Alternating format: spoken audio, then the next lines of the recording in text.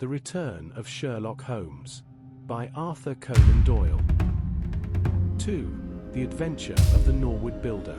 From the point of view of the criminal expert, said Mr. Sherlock Holmes, London has become a singularly uninteresting city since the death of the late lamented Professor Moriarty. I can hardly think that you would find many decent citizens to agree with you, I answered. Well, I must not be selfish, said he, with a smile, as he pushed back his chair from the breakfast table.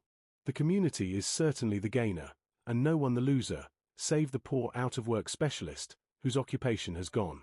With that man in the field, one's morning paper presented infinite possibilities. Often it was only the smallest trace, Watson, the faintest indication, and yet it was enough to tell me that the great malignant brain was there, as the gentlest tremors of the edges of the web remind one of the foul spider which lurks in the center. Petty thefts, wanton assaults, purposeless outrage. To the man who held the clue, all could be worked into one connected whole. To the scientific student of the higher criminal world, no capital in Europe offered the advantages which London then possessed. But now, he shrugged his shoulders in humorous deprecation of the state of things which he had himself done so much to produce. At the time of which I speak, Holmes had been back for some months, and I, at his request, had sold my practice and returned to share the old quarters in Baker Street. A young doctor, named Werner, had purchased my small Kensington practice, and given with astonishingly little demur the highest price that I ventured to ask, an incident which only explained itself some years later when I found that Werner was a distant relation of Holmes's, and that it was my friend who had really found the money. Our months of partnership had not been so uneventful as he had stated, for I find, on looking over my notes, that this period includes the case of the papers of ex-President Murillo, and also the shocking affair of the Dutch steamship Friesland, which so nearly cost us both our lives. His cold and proud nature was always averse, however, to anything in the shape of public applause, and he bound me in the most stringent terms to say no further word of himself, his methods, or his successes, a prohibition which, as I have explained, has only now been removed. Mr. Sherlock Holmes was leaning back in his chair after his whimsical protest, and was unfolding his morning paper in a leisurely fashion, when our attention was arrested by a tremendous ring at the bell, followed immediately by a hollow drumming sound, as if someone were beating on the outer door with his fist. As it opened, there came a tumultuous rush into the hall, rapid feet clattered up the stair, and an instant later a wild-eyed and frantic young man, pale, disheveled, and palpitating, burst into the room. He looked from one to the other of us, and under our gaze of inquiry he became conscious that some apology was needed for this unceremonious entry. "I'm sorry, Mr. Holmes," he cried. "You mustn't blame me. I am nearly mad. Mr. Holmes, I am the unhappy John Hector MacFarlane."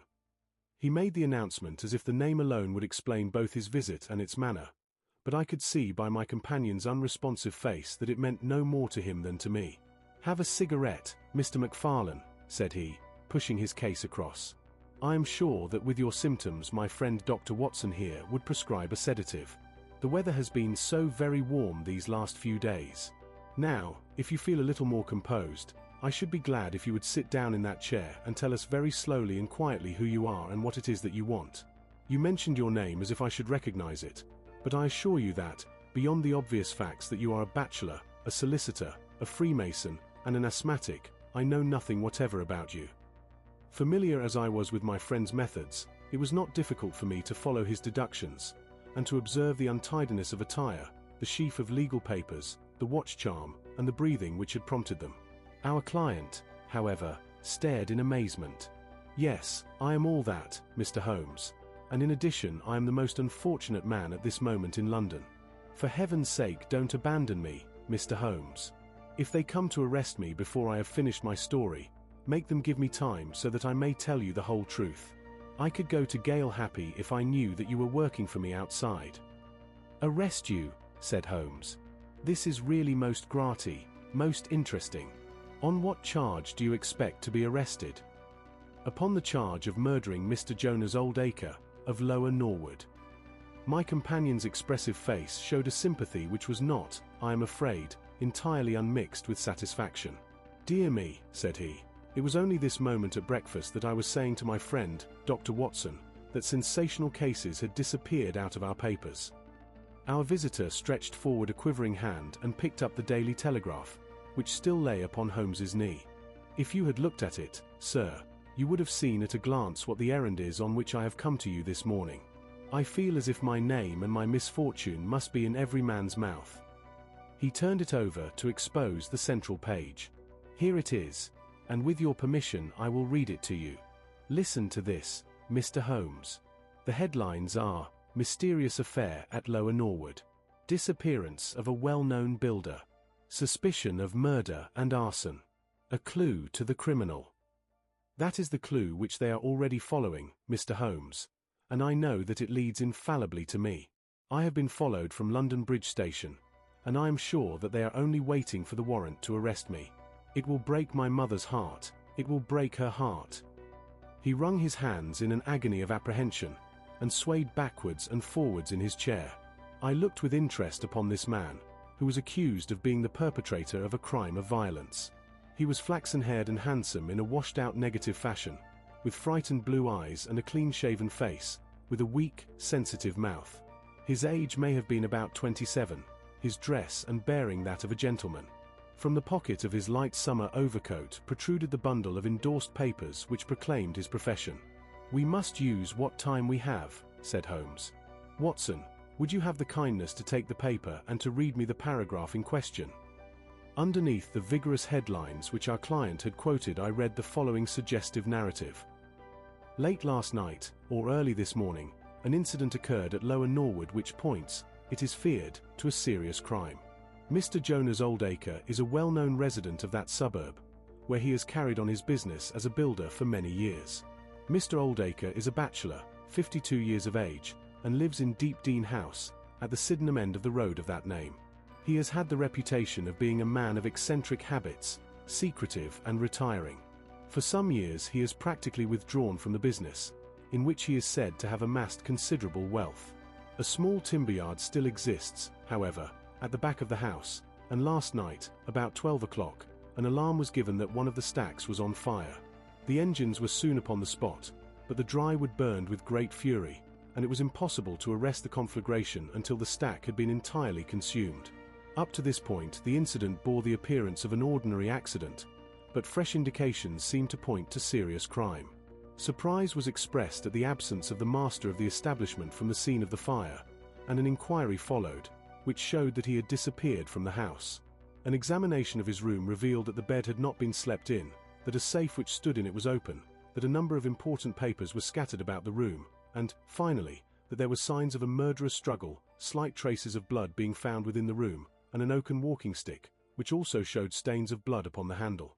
It is known that Mr. Jonas Oldacre had received a late visitor in his bedroom upon that night, and the stick found has been identified as the property of this person, who is a young London solicitor named John Hector Macfarlane, junior partner of Graham and Macfarlane, of 426, Gresham Buildings, EC. The police believe that they have evidence in their possession which supplies a very convincing motive for the crime, and altogether it cannot be doubted that sensational developments will follow. Later, it is rumoured as we go to press that Mr. John Hector Macfarlane has actually been arrested on the charge of the murder of Mr. Jonas Oldacre.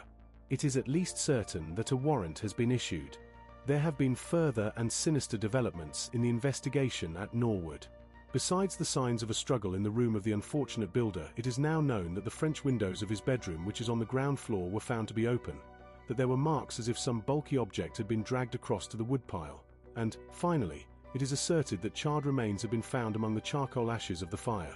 The police theory is that a most sensational crime has been committed, that the victim was clubbed to death in his own bedroom, his papers rifled, and his dead body dragged across to the woodstack, which was then ignited so as to hide all traces of the crime. The conduct of the criminal investigation has been left in the experienced hands of Inspector Lestrade, of Scotland Yard, who is following up the clues with his accustomed energy and sagacity. Sherlock Holmes listened with closed eyes and fingertips together to this remarkable account. "The case has certainly some points of interest," said he, in his languid fashion. "May I ask, in the first place, Mr. Macfarlane, how it is that you are still at liberty, since there appears to be enough evidence to justify your arrest?" "I live at Torrington Lodge, Blackheath, with my parents, Mr. Holmes. But last night, having to do business very late with Mr. Jonas Oldacre, I stayed at an hotel in Norwood, and came to my business from there. I knew nothing of this affair until I was in the train, when I read what you have just heard. I at once saw the horrible danger of my position, and I hurried to put the case into your hands. I have no doubt that I should have been arrested either at my city office or at my home. A man followed me from London Bridge Station, and I have no doubt, great heaven, what is that? It was a clang of the bell, followed instantly by heavy steps upon the stair. A moment later our old friend Lestrade appeared in the doorway. Over his shoulder I caught a glimpse of one or two uniformed policemen outside. "Mr. John Hector MacFarlane," said Lestrade. Our unfortunate client rose with a ghastly face. "I arrest you for the wilful murder of Mr. Jonas Oldacre, of Lower Norwood." MacFarlane turned to us with a gesture of despair, and sank into his chair once more like one who is crushed. "One moment, Lestrade," said Holmes. "Half an hour more or less can make no difference to you," and the gentleman was about to give us an account of this very interesting affair, which might aid us in clearing it up. "I think there will be no difficulty in clearing it up," said Lestrade, grimly. "Nonetheless, with your permission, I should be much interested to hear his account." "Well, Mr. Holmes, it is difficult for me to refuse you anything, for you have been of use to the force once or twice in the past, and we owe you a good turn at Scotland Yard," said Lestrade. "At the same time I must remain with my prisoner, and I am bound to warn him that anything he may say will appear in evidence against him." "I wish nothing better," said our client. "All I ask is that you should hear and recognize the absolute truth." Lestrade looked at his watch. "I'll give you half an hour," said he. "I must explain first," said MacFarlane, "that I knew nothing of Mr. Jonas Oldacre. His name was familiar to me, for many years ago my parents were acquainted with him, but they drifted apart. I was very much surprised, therefore, when yesterday, about 3 o'clock in the afternoon, he walked into my office in the city. But I was still more astonished when he told me the object of his visit. He had in his hand several sheets of a notebook, covered with scribbled writing. Here they are, and he laid them on my table. "Here is my will," said he. "I want you, Mr. MacFarlane, to cast it into proper legal shape. I will sit here while you do so." I set myself to copy it, and you can imagine my astonishment when I found that, with some reservations, he had left all his property to me. He was a strange little, ferret-like man, with white eyelashes, and when I looked up at him I found his keen grey eyes fixed upon me with an amused expression. I could hardly believe my own senses as I read the terms of the will, but he explained that he was a bachelor with hardly any living relation, that he had known my parents in his youth, and that he had always heard of me as a very deserving young man, and was assured that his money would be in worthy hands. Of course, I could only stammer out my thanks. The will was duly finished, signed, and witnessed by my clerk. This is it on the blue paper, and these slips, as I have explained, are the rough draft. Mr. Jonas Oldacre then informed me that there were a number of documents, building leases, title deeds, mortgages, scrip, and so forth, which it was necessary that I should see and understand.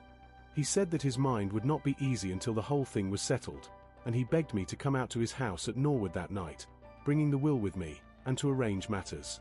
Remember, my boy, not one word to your parents about the affair until everything is settled. We will keep it as a little surprise for them." He was very insistent upon this point, and made me promise it faithfully.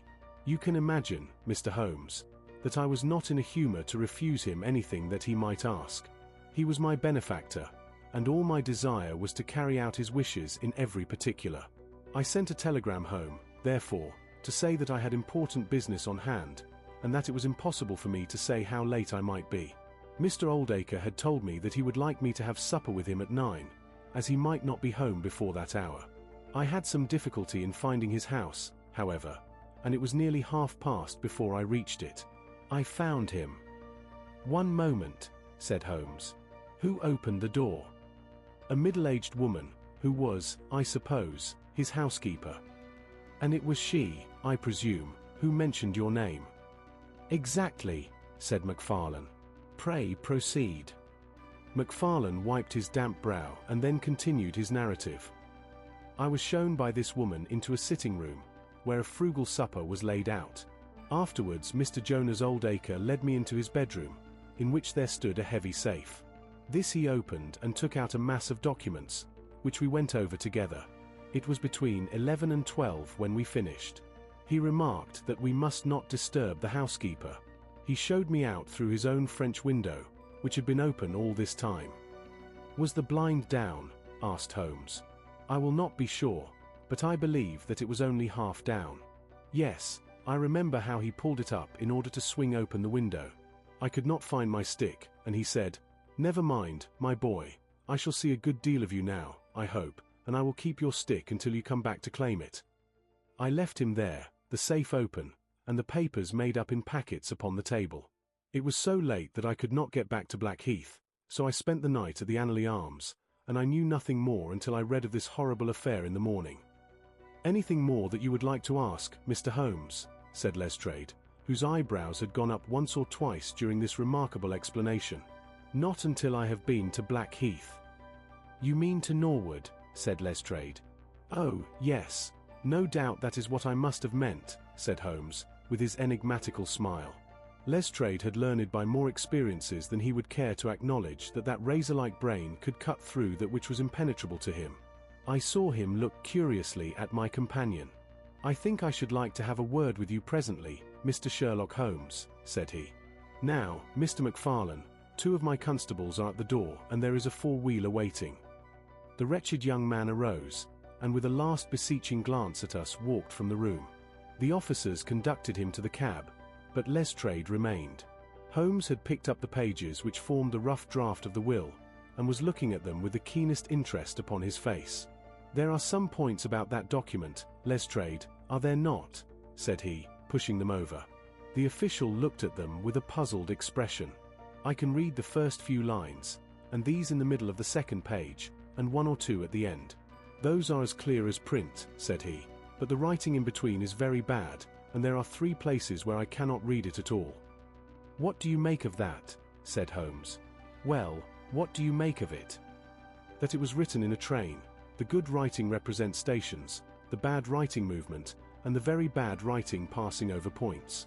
A scientific expert would pronounce at once that this was drawn up on a suburban line, since nowhere save in the immediate vicinity of a great city could there be so quick a succession of points. Granting that his whole journey was occupied in drawing up the will, then the train was an express, only stopping once between Norwood and London Bridge." Lestrade began to laugh. "You are too many for me when you begin to get on your theories, Mr. Holmes," said he. "How does this bear on the case?" "Well, it corroborates the young man's story to the extent that the will was drawn up by Jonas Oldacre in his journey yesterday. It is curious, is it not, that a man should draw up so important a document in so haphazard a fashion. It suggests that he did not think it was going to be of much practical importance. If a man drew up a will which he did not intend ever to be effective, he might do it so." "Well, he drew up his own death warrant at the same time," said Lestrade. "Oh, you think so? Don't you? Well, it is quite possible, but the case is not clear to me yet." "Not clear? Well, if that isn't clear, what could be clear? Here is a young man who learns suddenly that if a certain older man dies, he will succeed to a fortune. What does he do? He says nothing to anyone, but he arranges that he shall go out on some pretext to see his client that night. He waits until the only other person in the house is in bed, and then in the solitude of a man's room he murders him, burns his body in the woodpile, and departs to a neighboring hotel. The bloodstains in the room and also on the stick are very slight. It is probable that he imagined his crime to be a bloodless one, and hoped that if the body were consumed it would hide all traces of the method of his death, traces which for some reason must have pointed to him. Is all this not obvious?" "It strikes me, my good Lestrade, as being just a trifle too obvious," said Holmes. "You do not add imagination to your other great qualities, but if you could for one moment put yourself in the place of this young man, would you choose the very night after the will had been made to commit your crime? Would it not seem dangerous to you to make so very close a relation between the 2 incidents? Again, would you choose an occasion when you are known to be in the house, when a servant has let you in?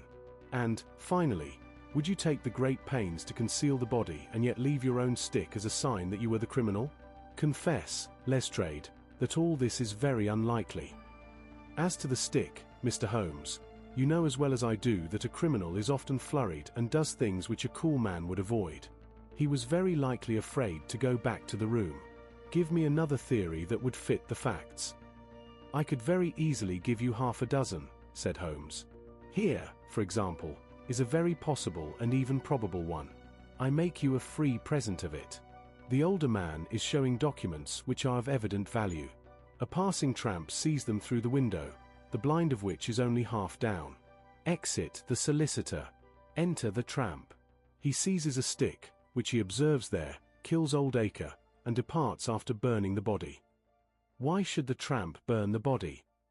For the matter of that, why should MacFarlane? To hide some evidence.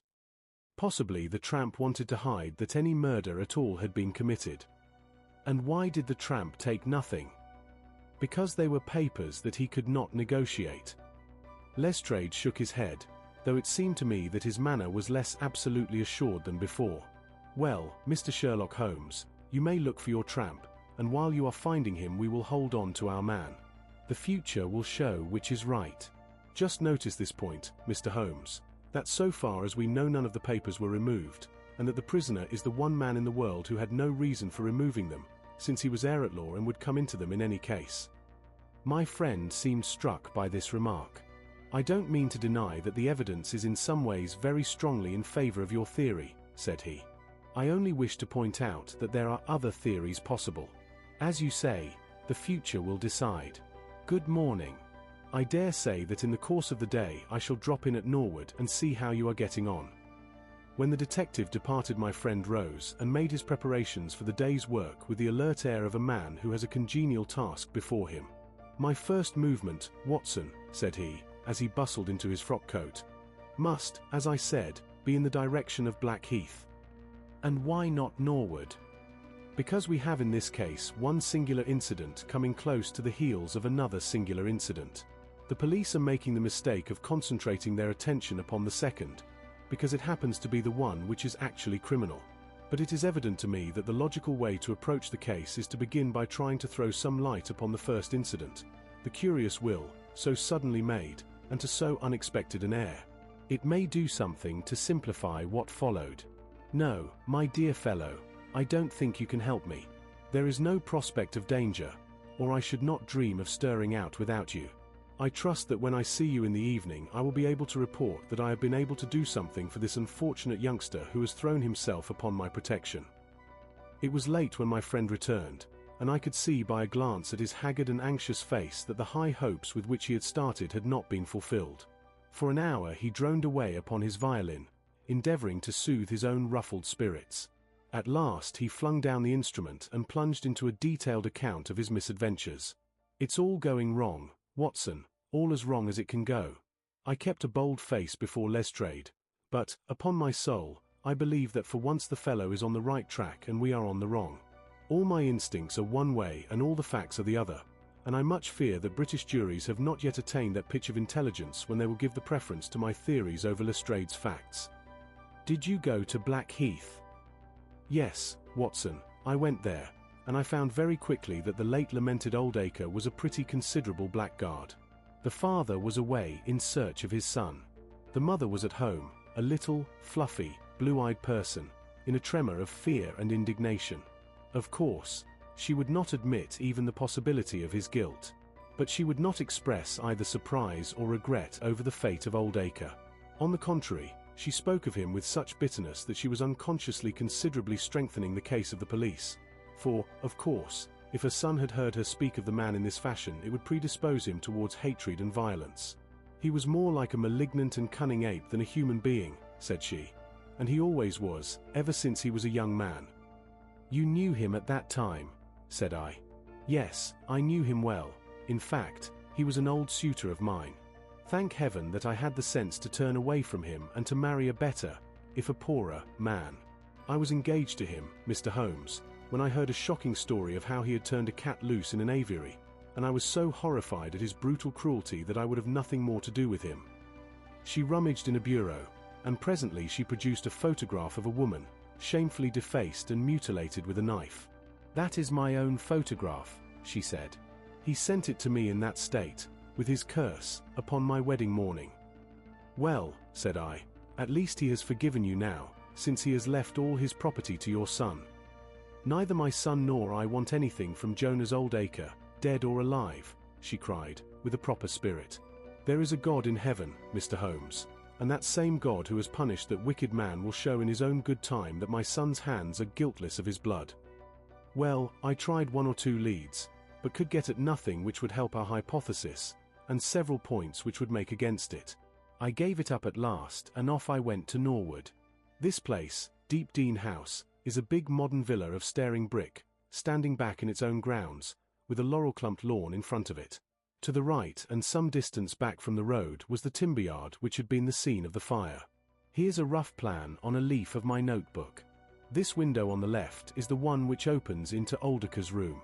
You can look into it from the road, you see. That is about the only bit of consolation I have had today. Lestrade was not there, but his head constable did the honours.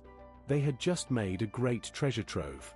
They had spent the morning raking among the ashes of the burned woodpile, and besides the charred organic remains they had secured several discoloured metal discs. I examined them with care, and there was no doubt that they were trouser buttons. I even distinguished that one of them was marked with the name of Hyams, who was Oldeker's tailor. I then worked the lawn very carefully for signs and traces, but this drought has made everything as hard as iron. Nothing was to be seen save that some body or bundle had been dragged through a low privet hedge which is in a line with the woodpile. All that, of course, fits in with the official theory. I crawled about the lawn with an August sun on my back, but I got up at the end of an hour no wiser than before. Well, after this fiasco I went into the bedroom and examined that also. The bloodstains were very slight, mere smears and discolorations, but undoubtedly fresh. The stick had been removed, but there also the marks were slight. There is no doubt about the stick belonging to our client. He admits it. Footmarks of both men could be made out on the carpet, but none of any third person, which again is a trick for the other side. They were piling up their score all the time, and we were at a standstill. Only one little gleam of hope did I get, and yet it amounted to nothing. I examined the contents of the safe, most of which had been taken out and left on the table. The papers had been made up into sealed envelopes, 1 or 2 of which had been opened by the police. They were not, so far as I could judge, of any great value, nor did the bankbook show that Mr. Oldeker was in such very affluent circumstances. But it seemed to me that all the papers were not there. There were allusions to some deeds, possibly the more valuable, which I could not find. This, of course, if we could definitely prove it, would turn Lestrade's argument against himself, for who would steal a thing if he knew that he would shortly inherit it? Finally, having drawn every other cover and picked up no scent, I tried my luck with the housekeeper. Mrs. Lexington is her name, a little, dark, silent person, with suspicious and sidelong eyes. She could tell us something if she would, I am convinced of it. But she was as close as wax. Yes, she had let Mr. MacFarlane in at 9:30. She wished her hand had withered before she had done so. She had gone to bed at 10:30. Her room was at the other end of the house, and she could hear nothing of what passed. Mr. MacFarlane had left his hat, and to the best of her belief his stick, in the hall. She had been awakened by the alarm of fire. Her poor, dear master had certainly been murdered. Had he any enemies? Well, every man had enemies, but Mr. Oldeker kept himself very much to himself, and only met people in the way of business. She had seen the buttons, and was sure that they belonged to the clothes which he had worn last night. The woodpile was very dry, for it had not rained for a month. It burned like tinder, and by the time she reached the spot nothing could be seen but flames. She and all the firemen smelled the burned flesh from inside it. She knew nothing of the papers, nor of Mr. Oldeker's private affairs. So, my dear Watson, there's my report of a failure. And yet, he clenched his thin hands in a paroxysm of conviction. I know it's all wrong. I feel it in my bones. There is something that has not come out, and that housekeeper knows it. There was a sort of sulky defiance in her eyes, which only goes with guilty knowledge. However, there's no good talking any more about it, Watson. But unless some lucky chance comes our way, I fear that the Norwood disappearance case will not figure in that chronicle of our successes which I foresee that a patient public will sooner or later have to endure. Surely, said I, the man's appearance would go far with any jury. That is a dangerous argument, my dear Watson. You remember that terrible murderer, Bert Stevens, who wanted us to get him off in '87. Was there ever a more mild-mannered, Sunday school young man? It is true. Unless we succeed in establishing an alternative theory, this man is lost. You can hardly find a flaw in the case which can now be presented against him, and all further investigation has served to strengthen it. By the way, there is one curious little point about those papers which may serve us as the starting point for an inquiry. On looking over the bank book, I found that the low state of the balance was principally due to large checks which had been made out during the last year to Mr. Cornelius. I confess that I should be interested to know who this Mr. Cornelius may be with whom a retired builder has such very large transactions. Is it possible that he has had a hand in the affair? Cornelius might be a broker, but we have found no script to correspond with these large payments. Failing any other indication, my researches must now take the direction of an inquiry at the bank for the gentleman who has cashed these checks. But I fear, my dear fellow, that our case will end ingloriously by Lestrade hanging our client, which will certainly be a triumph for Scotland Yard. I do not know how far Sherlock Holmes took any sleep that night, but when I came down to breakfast I found him pale and harassed, his bright eyes the brighter for the dark shadows round them. The carpet round his chair was littered with cigarette ends and with the early editions of the morning papers. An open telegram lay upon the table. "What do you think of this, Watson?" he asked, tossing it across. It was from Norwood, and ran as follows. "Important fresh evidence to hand. McFarlane's guilt. Definitely established. Advise you to abandon case. Lestrade." "This sounds serious," said I.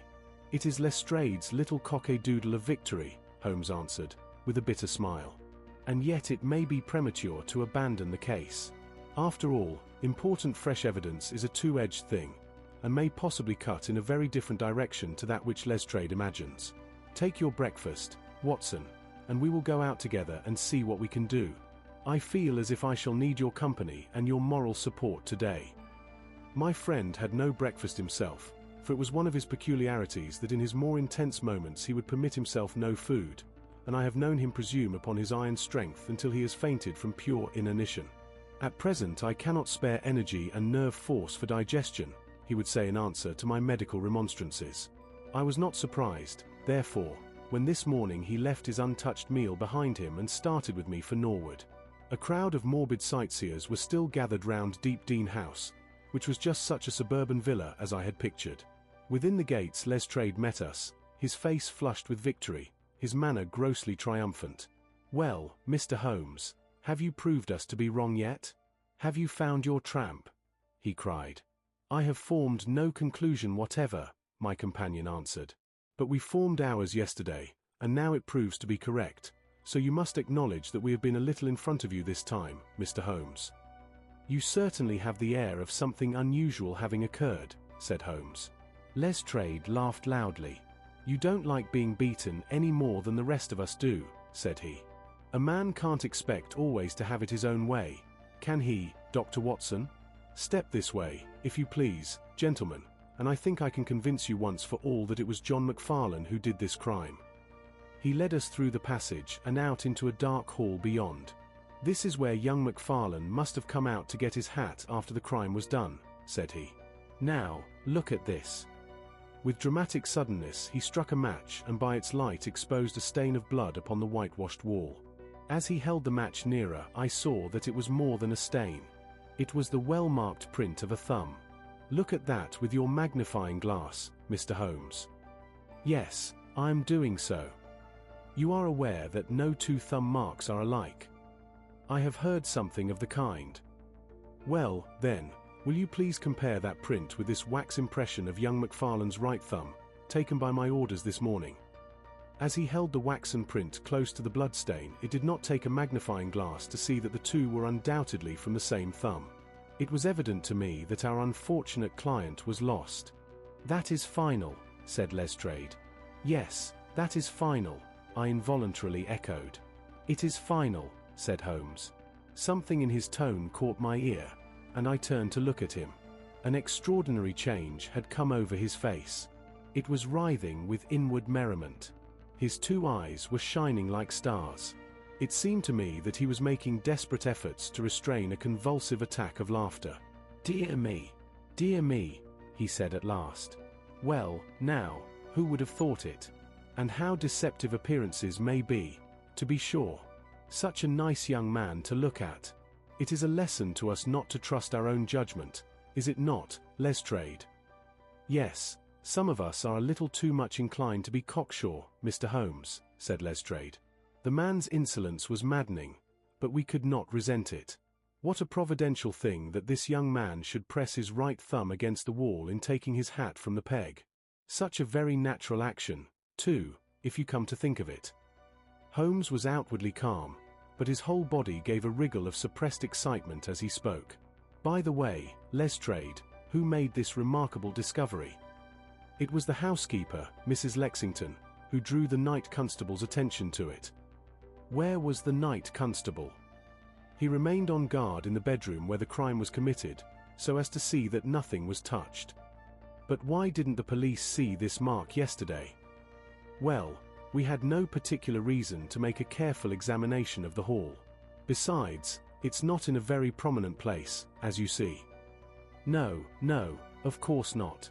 I suppose there is no doubt that the mark was there yesterday. Lestrade looked at Holmes as if he thought he was going out of his mind. I confess that I was myself surprised both at his hilarious manner and at his rather wild observation. I don't know whether you think that Macfarlane came out of gaol in the dead of the night in order to strengthen the evidence against himself, said Lestrade. I leave it to any expert in the world whether that is not the mark of his thumb. It is unquestionably the mark of his thumb. There, that's enough, said Lestrade. I am a practical man, Mr. Holmes, and when I have got my evidence I come to my conclusions. If you have anything to say you will find me writing my report in the sitting room. Holmes had recovered his equanimity, though I still seemed to detect gleams of amusement in his expression. Dear me, this is a very sad development, Watson, is it not? Said he. And yet there are singular points about it which hold out some hopes for our client. I am delighted to hear it, said I, heartily. I was afraid it was all up with him. I would hardly go so far as to say that, my dear Watson. The fact is that there is one really serious flaw in this evidence to which our friend attaches so much importance. Indeed, Holmes. What is it? Only this, that I know that that mark was not there when I examined the hall yesterday. And now, Watson, let us have a little stroll round in the sunshine. With a confused brain, but with a heart into which some warmth of hope was returning, I accompanied my friend in a walk round the garden. Holmes took each face of the house in turn and examined it with great interest. He then led the way inside and went over the whole building from basement to attics. Most of the rooms were unfurnished, but nonetheless Holmes inspected them all minutely. Finally, on the top corridor, which ran outside 3 untenanted bedrooms, he again was seized with a spasm of merriment. There are really some very unique features about this case, Watson, said he. I think it is time now that we took our friend Lestrade into our confidence. He has had his little smile at our expense, and perhaps we may do as much by him if my reading of this problem proves to be correct. Yes, I think I see how we should approach it. The Scotland Yard inspector was still writing in the parlour when Holmes interrupted him. I understood that you were writing a report of this case, said he. So I am. Don't you think it may be a little premature? I can't help thinking that your evidence is not complete. Lestrade knew my friend too well to disregard his words.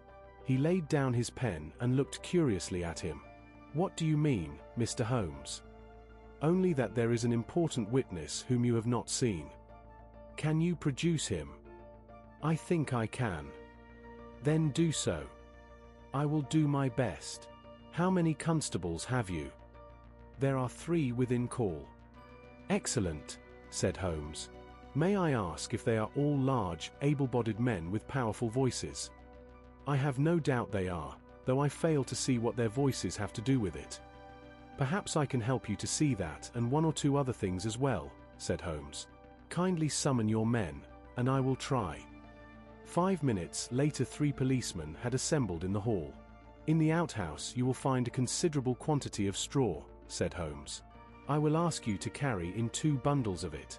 I think it will be of the greatest assistance in producing the witness whom I require. Thank you very much. I believe you have some matches in your pocket, Watson. Now, Mr. Lestrade, I will ask you all to accompany me to the top landing. As I have said, there was a broad corridor there, which ran outside 3 empty bedrooms.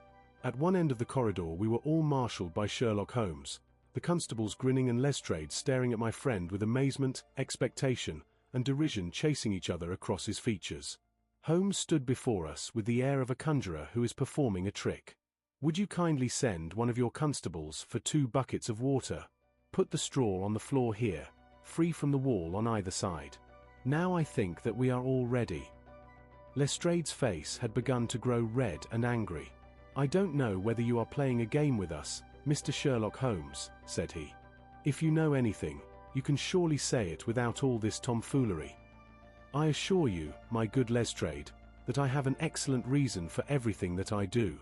You may possibly remember that you chaffed me a little some hours ago, when the sun seemed on your side of the hedge, so you must not grudge me a little pomp and ceremony now.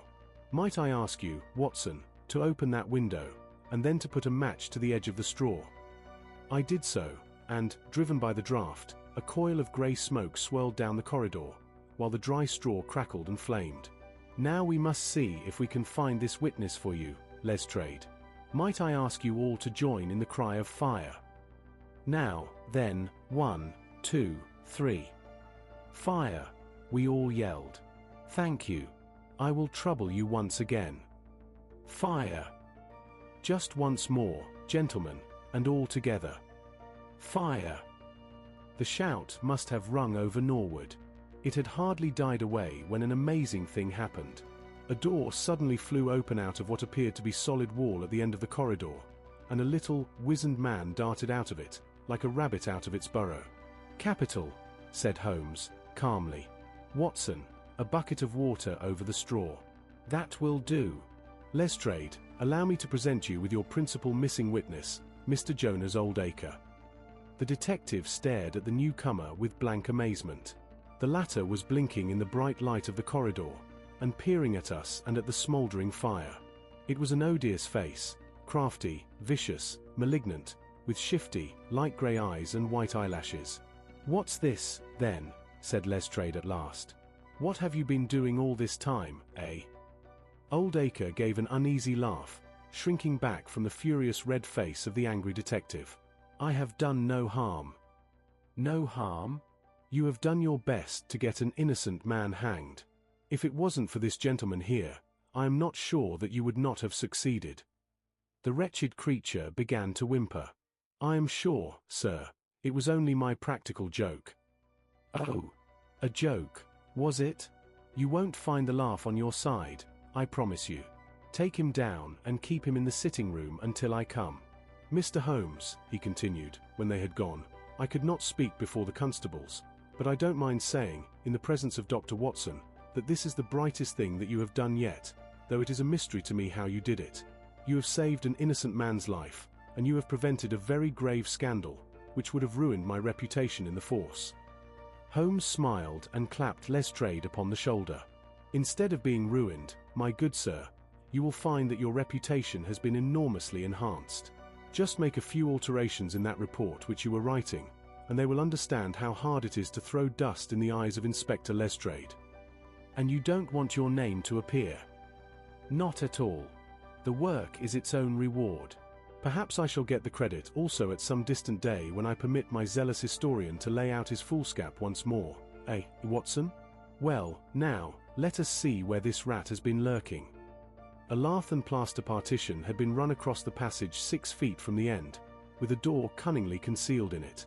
It was lit within by slits under the eaves. A few articles of furniture and a supply of food and water were within, together with a number of books and papers. "There's the advantage of being a builder," said Holmes, as we came out. He was able to fix up his own little hiding place without any confederate, save, of course, that precious housekeeper of his, whom I should lose no time in adding to your bag, Lestrade. "I'll take your advice. But how did you know of this place, Mr. Holmes?" "I made up my mind that the fellow was in hiding in the house.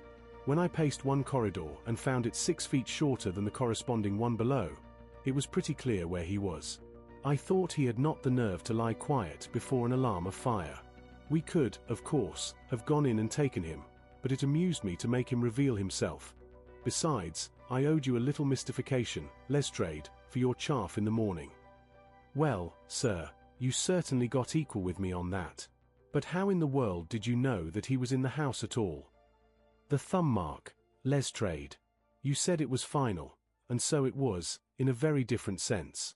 I knew it had not been there the day before.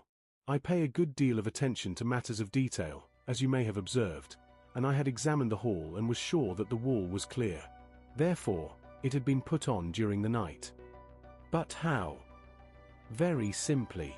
When those packets were sealed up, Jonas Oldacre got McFarlane to secure one of the seals by putting his thumb upon the soft wax. It would be done so quickly and so naturally that I dare say the young man himself has no recollection of it. Very likely it just so happened, and Oldacre had himself no notion of the use he would put it to. Brooding over the case in that den of his, it suddenly struck him what absolutely damning evidence he could make against McFarlane by using that thumb mark. It was the simplest thing in the world for him to take a wax impression from the seal, to moisten it in as much blood as he could get from a pinprick, and to put the mark upon the wall during the night, either with his own hand or with that of his housekeeper. If you examine among those documents which he took with him into his retreat, I will lay you a wager that you find the seal with the thumb mark upon it. Wonderful, said Lestrade. Wonderful. It's all as clear as crystal, as you put it. But what is the object of this deep deception, Mr. Holmes? It was amusing to me to see how the detective's overbearing manner had changed suddenly to that of a child asking questions of its teacher. Well, I don't think that is very hard to explain. A very deep, malicious, vindictive person is the gentleman who is now awaiting us downstairs. You know that he was once refused by McFarlane's mother? You don't. I told you that you should go to Blackheath first and Norwood afterwards.